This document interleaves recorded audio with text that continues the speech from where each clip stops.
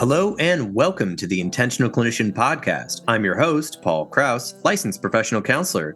In today's episode, this is sort of a follow-up to our last episode. I'm going to be speaking with Brittany Deses, LLPC at Health for Life Counseling, about two programs she has recently developed for relationships. And these programs are premarital and commitment counseling for LGBTQIA plus folks and relationship maintenance for LGBTQIA plus folks. So Brittany, welcome. Hi, thanks for having me. My pleasure. So these programs are unique. We're going to get into these programs and what's going on with them and why people might want to try them out. But before that, tell us a little bit about yourself and kind of how you got into developing these programs, but also just let's talk about you first. You in particular. Let's go. What's up with Brittany? My favorite subject. As you stated, my name's Brittany and my pronouns are she, hers. I am a queer clinician who also identifies as cis and white. There we go. Why are words hard? And these programs have been really on my heart for a while. And that's, I think, starts from kind of feeling not knowing what my identity was in youth and realizing that the relationships that I had around me, friends, family, teachers, they all kind of informed that. So I think that was my first questions of like, how much do relationships have an impact on people? I went to Milwaukee, Wisconsin for my undergraduate in art therapy. And I still really utilize a lot of my creative arts in a lot of my practice with people. And it also made me question again the impact that we have with relationship to things, the metaphors that we have, the meanings that we bring, and a lot of the way we bring meaning and value to our lives and how we make them is through our relationships. And that kind of segued and led me into doing the program at Western Michigan University for counseling education with the emphasis of marriage, couples, and family. And man, the fire in my gut really got stroked on how impactful attachments, communication skills, relationships. And I also really started to realize that we really don't talk about sexuality and intimacy and gender identity and gender expression, even as part of the program. And I was all like, that is totally not cool. So coming out of that program and working with so many couples and relationship dynamics, I also heard a lot from our community here in Grand Rapids that there isn't very many clinicians that are actually affirming or actually LGBTQIA plus themselves. And a lot of people have had bad experiences with clinicians. And so I really started to take feedback from my queer clients about what they were looking for in relationship counseling and relationship programming. Marriage and commitment has been an ongoing, flowing conversation amongst queer folks. But I figured that there is a need out there to make some of those programs. And so I'm really excited to talk to you about them today. I think that's a lovely introduction. And all of Brittany's links will be in the show notes, so you can read more about her bio and her background there. She's also EMDR trained. She is huge on learning about intersectionality of cultural identities and connections to peoples and places and environmental things as well. So I'm so glad that you have developed these programs. So, a little teaser about these programs. What could you tell us about these programs? Because I'm sure there might be other programs out there, but I really haven't heard of many in Michigan, especially ones that are culturally specific for LGBTQI plus community. Could you explain a little bit about what would you give us a little bit of a teaser? Yeah. Some of our teasers. I am encountering a lot with our queer folks that a lot of them haven't encountered healthy representation of what a gay, bi, trans, non-heteronormative relationship looks like. And I know a lot of movies, particularly in the 90s, kind of had this vignette of like, okay, you can be gay, but you're going to be died at the end of this movie, or you're going to be lonely at the end of this movie. And there because of that, there's not a lot of examples or ways to communicate about healthy queer relationships. And I think there's a lot of stereotypes that keeps coming up too. Some of the ones that I've heard in my counseling room is that like gay men are they switch too fast and that they're always chasing tail, while lesbians are too fast to go into commitment. There's that like stereotype of like you go on a first date and you're getting a U-Haul. But again, it's these like jokes and stereotypes that are the LGBTQIA plus folks are constantly fighting again. There's this pressure to, I think, for the queer community to get married, to prove, quote unquote, that their love, that their commitments, that their relationships are important and are sacred. And I think that unfortunately, even some of our cities across the United States, if not here in Michigan, kind of go from those biases as well. And so I really wanted to create a space for our queer folks to be able to healthily examine their relationship and to improve upon it. Yeah, absolutely. And I think relationships are so pivotal to every community. And having healthy relationships is something that can help your mental health, your physical health, your emotional health. All the studies are saying that. But oftentimes people are aware of, judgments in their communities. And so they'll just work on their outside appearance, how I look, how I dress, maybe my stature, maybe my status at work or my profile online. But inside, people are feeling turmoil and chaos. Mhm. And, that's why a lot of people go to individual counseling. But who you're with or who you're wanting to be with is so important to your health. Some facts that I was looking up here. We'll have some of these posted on the show notes as well in the blog. Was a 2017 study on Gottman method couples therapy with 106 gay and lesbian couples further revealed the efficacy of couples counseling in the LGBTQIA plus community. The findings show significant improvements in relationship satisfaction for both the male and female couples after just 11 sessions of therapy. In 2019, system review of the psychotherapeutic interventions for same-sex couples, like the relationship education model and the Gottman method couples therapy, which are used in relationship counseling, can lead to outcomes such as high satisfaction and improvements in health-related behaviors, relationship enhancement, and substance use issues. And I can't even say these names but Kusteni and Anagopoulos 2019. I'm sorry, whoever wrote that study. There's a couple studies there, and so it's so important, just for your own health and the health of the relationship. But as you said, a lot of folks in these communities are sort of fighting stereotypes. They're not really sure where they belong. Do they have good examples of a healthy relationship? So let's do a little mini orientation. So why create these two programs? And the two programs again are premarital and commitment counseling. Not saying you have to get married for LGBTQIA plus, and of course relationship maintenance for maybe couples that have been together for a while. Why create this, Brittany? So one of the first reasons, both as, trying to find my own therapist in this community, as well as hearing from my clients, there is little to no premarital counseling programs or commitment relationship programs designed for our LGBTQIA plus population in the Grand Rapids area. So there's tons of couples, programs. There's a lot of premarital programs that are particularly tied to faith-based institutions, but a lot of queer folks didn't feel welcomed in those places. And there's also only a handful of therapists or group practices that are trauma informed and affirming for LGBTQIA plus folks, with the intersectional identities that our queer folks have had and how our history has been laid on the backs of people of color in our queer community.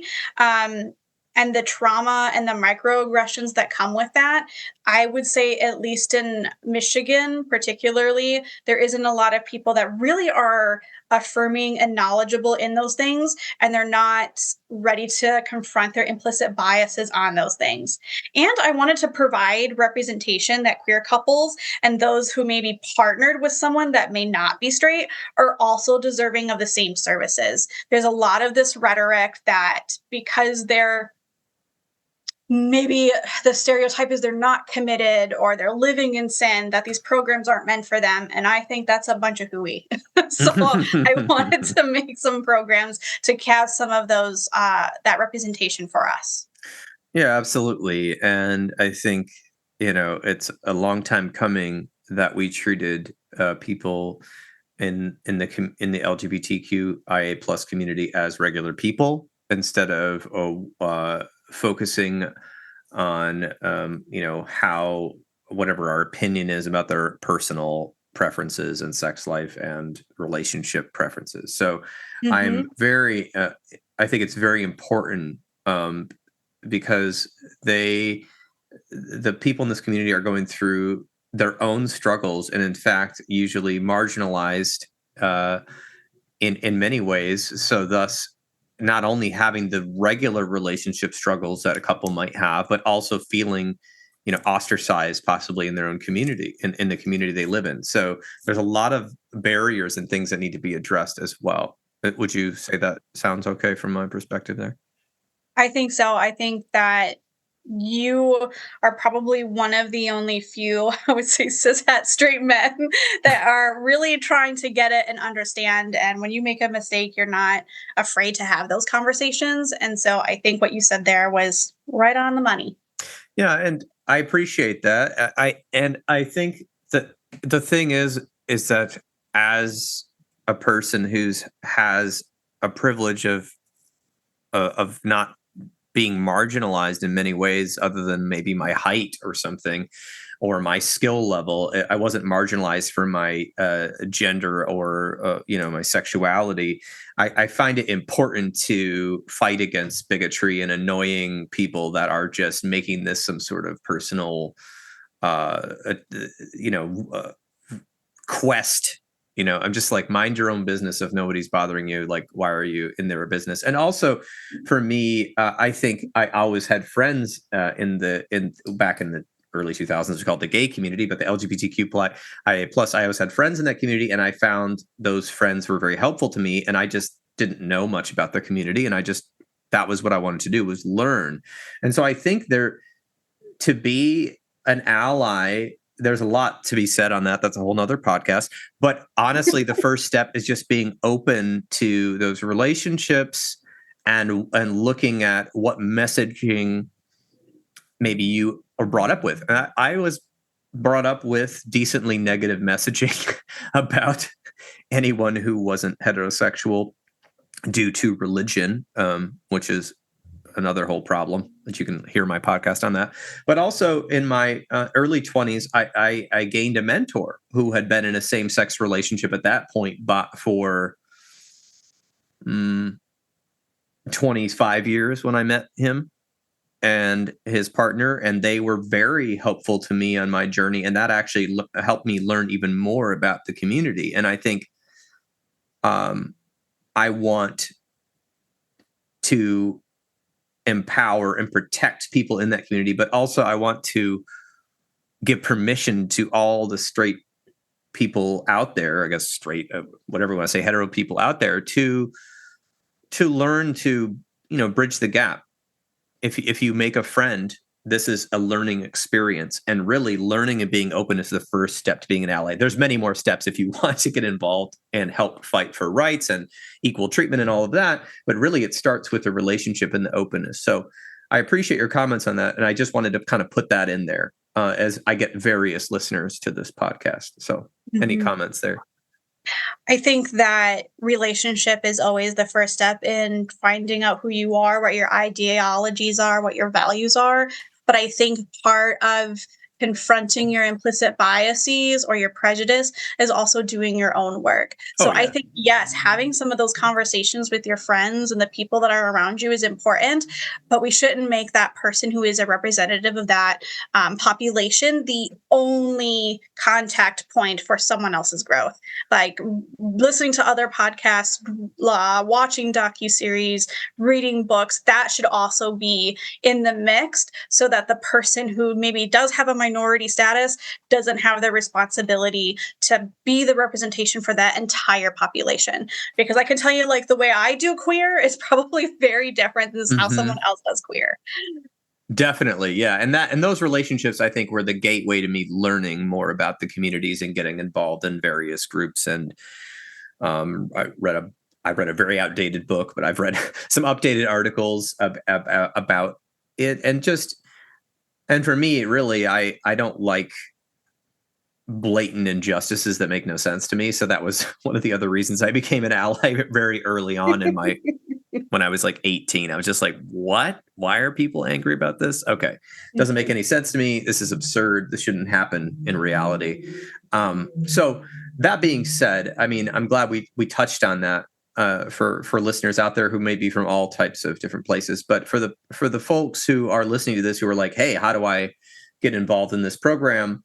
Can you explain a little bit why this is different than couples counseling or family therapy, why these relationship programs are?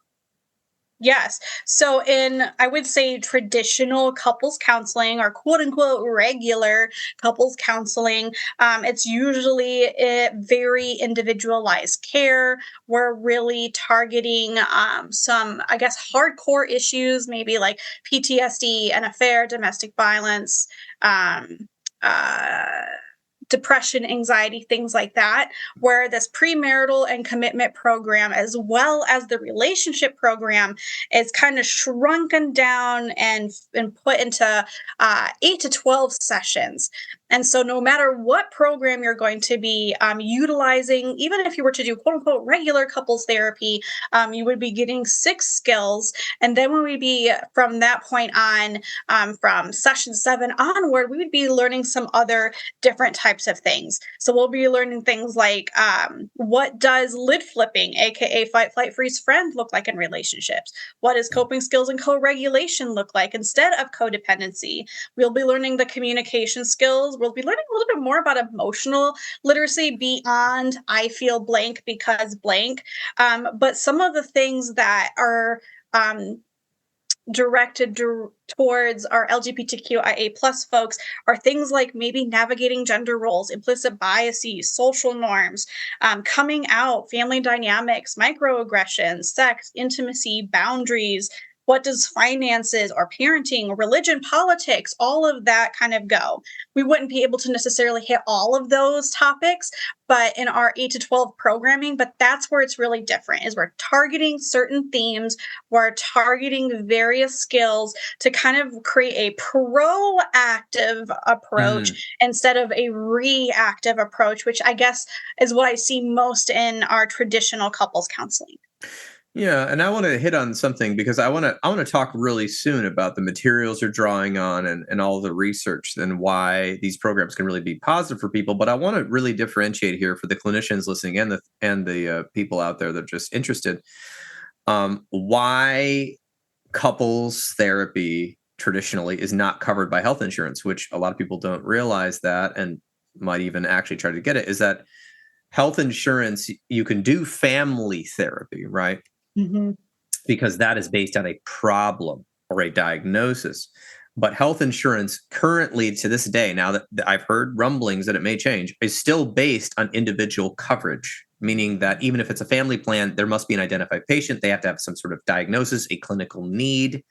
Mm-hmm. And that person is the subject of the counseling. So you could, of course, if you were in a couple, get some type of family therapy, but it's all based on you have PTSD or anxiety or something's going on. The partner's coming in to kind of talk about it or get some ideas, but it's not really that couples counseling, dealing with trust, infidelity, intimacy, sexual compatibility, compatibility, communications, conflict resolutions, personality differences, family dynamics, value systems, all of those sort of things are cultural things, upbringing issues. All of that is really more of a couples counseling thing.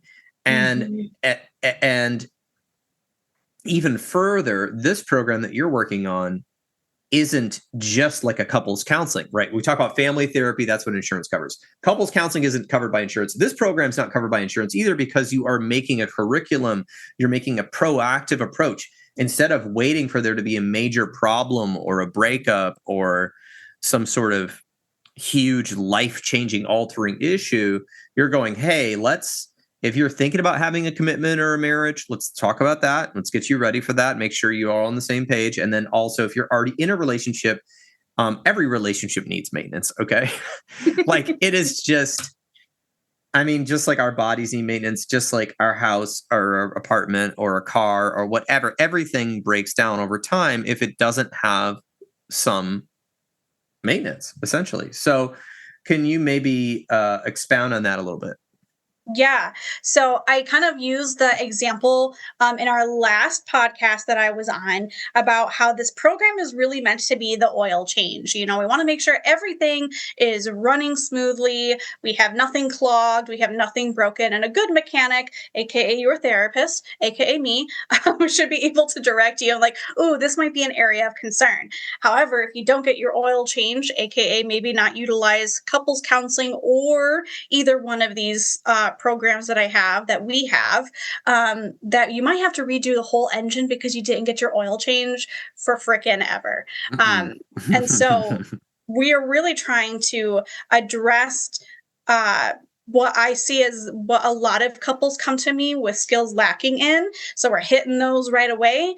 And I'm also navigating some of the most common themes I see, particularly with the LGBTQIA plus folks, which is some of those that I already named. If any of these are deeper than that, then this program might not be for you, since it's a finite number of sessions, 8 to 12. Yes, it's got a curriculum, you've got an agenda, but yet it's interactive. There's activities, there's practicing, there's learning, there's a workbook you give people, and you're drawing on materials from all over the counseling spectrum. Can you explain a little bit about the research and literature by Julie Tilson and Joe Court? What's yes. that? So Julie Tilson is a professor and author in the University of Minnesota. She has done a lot of research on relationship dynamics, queer dynamics, relational structures, and cultural studies. She has a lot of published work specifically for youth who are queer. And then she also has written a book called Queering Your Therapy Space.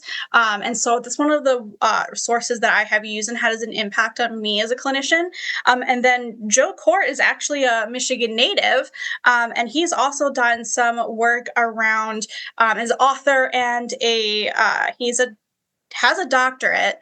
So he's a psychotherapist who primarily focus on queer identities and experiences and sexuality and intimacy.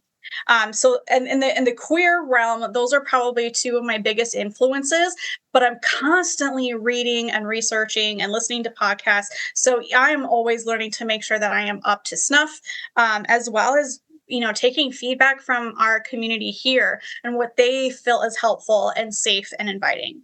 Some of the other, I guess you could say, theories that I pull from is the Gottman, Julie and John Gottmans. They've been doing research now for 40 plus years, and a lot of research came out of their Love Lab, where they watched and documented and have quantitative data on what intimacy, friendship, and what makes for good enough relationships, as well as pulling from existential theory, which is all about our belief systems and our values and how we use that to make positive, neutral, or poor behavioral decisions, as well as solution focused of like, what works well and what doesn't. And I really put the emphasis on trying to get that couple or relationship to figure out what they would feel would be appropriate solutions, because I can suggest things all day, but that's not necessarily going to work for everybody. So those are the theories and modalities that I've pulled from to have these programs, that premarital and commitment counseling, or the relationship program, a relationship maintenance program for our LGBTQIA plus. Lovely. Very nice. Thank you so much for talking about that. And I think you've kind of already said this, but this program is specifically tailored for the LGBTQIA plus community, and you have worked hard to make it safe and inviting for that community. So is there anything else you want to say about that? Because I actually feel like you kind of covered this in the beginning. I didn't realize that when I was asking that question. You kind of led with that. That's been your focus, is to make sure it's safe and inclusive. Is there anything, more to say about that? I'm not sure. I don't think I have too much more to say on that, other than, to reiterate, I took feedback from our queer folks in at least our Kent County, Grand Rapids area about what they wanted in a therapist, but what they wanted to see in a counseling program. I also, marriage and or levels of commitment has a variety of thoughts, feelings, opinions, depending on who you're talking to and what identifiers that person has. Marriage and commitment are a sticky subject, and so trying to represent both ends of that is a way I'm trying to keep this program safe and inviting, that not everyone wants marriage, and that there are those out there who have been fighting for the right of marriage. And so really honoring everyone's individual journey in that, I felt was really important. And as always, that trauma-informed lens of really paying attention to those intersecting identities, those inequalities, the stigma, the prejudice in our history has been so important. Not that, it's more important than anybody else, but I think it's a history often forgotten. Yes, thank you for saying all that. Just to kind of, I feel like you're really explaining this quite well. But I want to hear a little story. I know that you changed the names of this couple, Yes. but maybe you could tell us a little story about, maybe something that inspired this program. Yes, I love to tell you. Yes, names have been changed. But as we were kind of note taking and stuff, Paul, I was thinking about Mary and Becca. They were a couple in their 20s, and they met through friends who were often going dancing and going to drag shows and drag bingo. Like, they were a very extroverted couple. Like, if you saw them, you saw them with people. They really hit it off and decided to move in together after about 6 months of dating. And they realized almost every time they were together before that point, they were with friends. So when they moved in together, they were kind of like, oh, now what do we do? Because we've never actually been with each other alone before. Becca described their chemistry as hot shit, but found themselves often fighting. But I think that was, in Becca's eyes, part of like the charisma and the charm and the chemistry. Mary describes that although they were, she really didn't like the fighting, but the making up part was great. So you catch my drift there. She realized, though, that their dynamic of these really passionate moments, whether it was fighting or otherwise, wasn't going to make a lasting, committed relationship. And they needed to find another way to resolve their conflicts. So they found many of the skills to be really useful. Some of them, like the Gottman communication method and emotional literacy. But the one that really stuck for them was that assumption checking, paying attention to the story they tell themselves and making an assumption about their partner or about the behavior, which is a skill we kind of go in like session 5, session 6. And by the end of the program, they were both joking, but they were also very wonderfully communicating and, doing those assumption checks instead of being buttholes to their partners in their brains.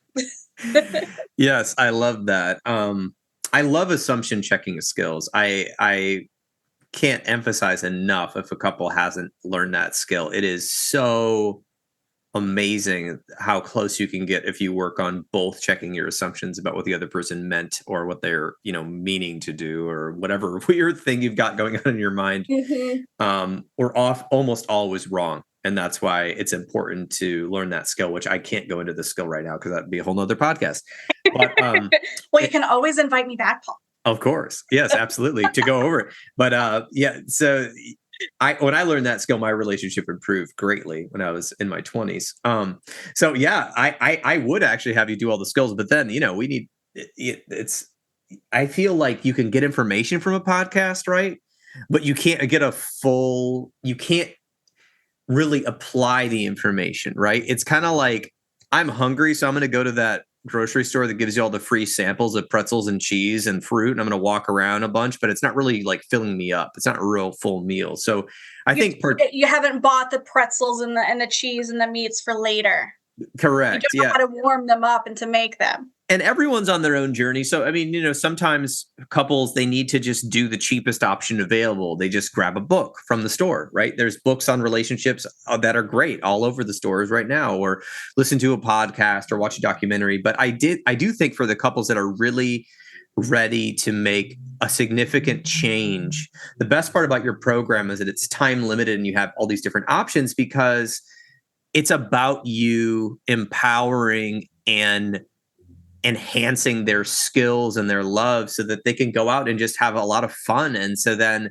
and also avoiding these sort of like massive disputes that people kind of like hold in their feelings and then they don't really, it finally comes out, and there's some issue. So let's talk about what you get with this program. Obviously, we know it's tailored to LGBTQIA. We have the other programs on the website. You can already look at the podcast number 1, and we're going to have a third podcast coming out later about the other relationship programs. You can find them on our website. But can you talk about, just a little bit about what they get through this? Absolutely. So they each couple or relationship structure will be getting a booklet that will kind of guide them through the initial 6 skills. So they will get a tangible, touchy physical copy as well as a PDF just in case there are couples or relationship structures that need to do online programming. So with that, they'll get that. We'll be doing lots of hands-on stuff with that booklet in mind. Depending on their level of investment, will be a range of different costs and different structures. So regardless on if you choose level 1, level 2, or level 3, you're going to get 6 basic skills. So if you're going for level 1, it's going to be 8 sessions. So what that means is it's going to be an introductory, your 6 skills, and then a closing session.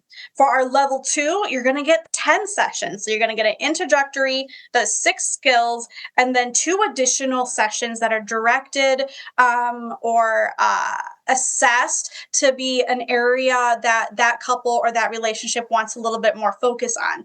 And then when we have our level 3, that's going to be 12 sessions, which again is going to be 1 introductory, 6 skill building sessions, and then 4 sessions directed on a common relational topic, plus that closing session to make sure everything's all wrapped up in a bow.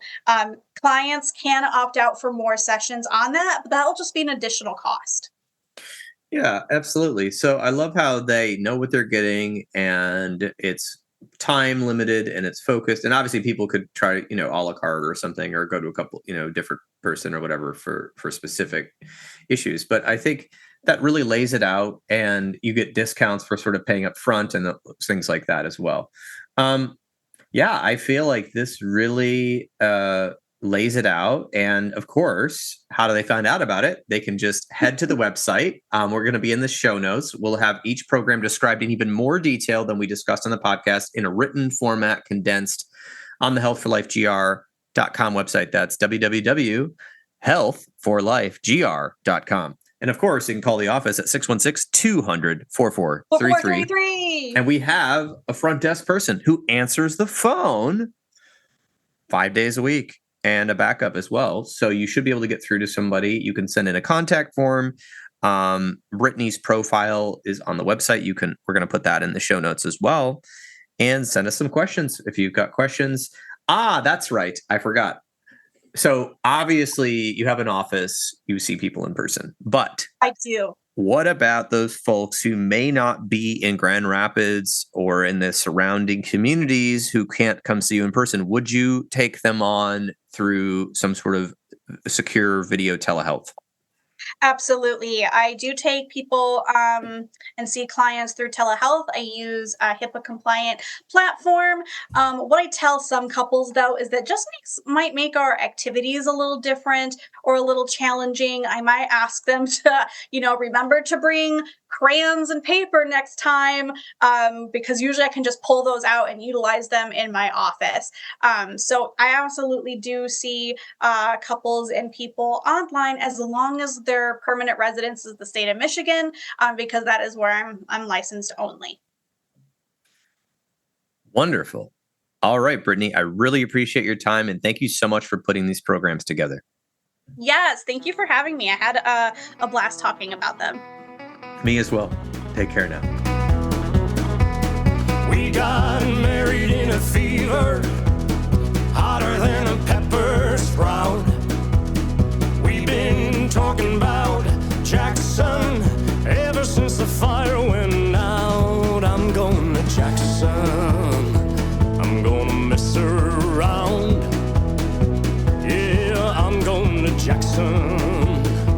Look out, Jackson Town. Well, go on down to Jackson. Go ahead and wreck your health.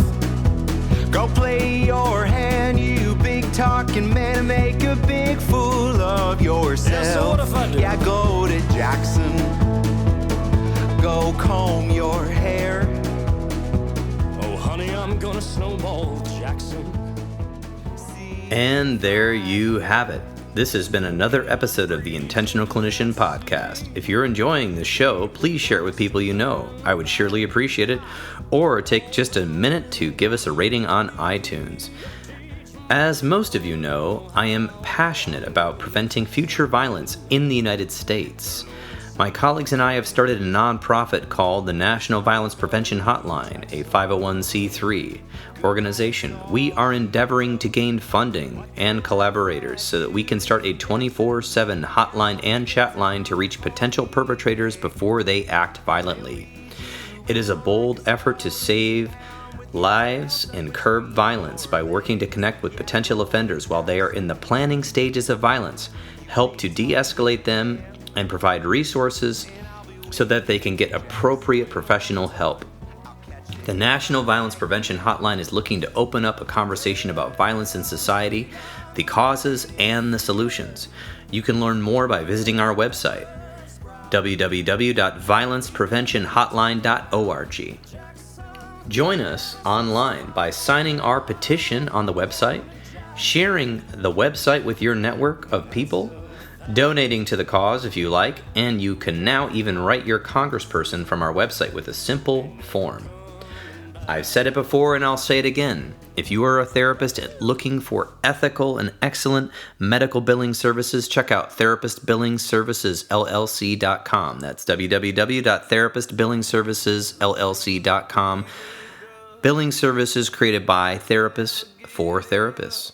If you're looking for an EMDR International Association consultant, I am a consultant and I can provide you the 20 hours you need to become EMDRIA certified. I have groups online and in person, and I do individual consultation. Just send me a message at the website and I'll get back to you. If you want to get trained in EMDR therapy, check out the great training opportunities with EMDR Training Solutions. I've worked with them before and they are phenomenal, so register today. If you are in need of counseling, do not hesitate to make an appointment at a local counseling center in your area. You can also make an appointment with the excellent clinicians in the Grand Rapids, Michigan area at Health for Life Counseling and the Trauma Informed Counseling Center of Grand Rapids by visiting www.healthforlifegr.com. The recording you just listened to consists of the personal opinions of Paul Krauss and his guest, and while these are based on the literature they have read and the experience in their fields, this should not be viewed as a definitive opinion on any subject. Listening to this podcast is not a substitute for treatment. If you're in a crisis, please dial 911 or the National Suicide Prevention Lifeline at 988. You can also text 741-741 and a live trained crisis counselor will respond. Did you know you could support your local bookstore by shopping at www.bookshop.org? You can order from the comfort of your own home online while supporting local brick and mortar businesses near you. If you are a therapist and you are not a member of your national or local therapy organizations such as the American Counseling Association or the American Mental Health Counselors Association, please get involved, at least pay the dues. It will help the lobbyists in our field keep us from becoming gig workers. And of course, there's the bonus of increasing mental health education around the United States and helping people understand what counseling is and promoting best practices within our profession. Until next time, I wish you all a safe and peaceful week.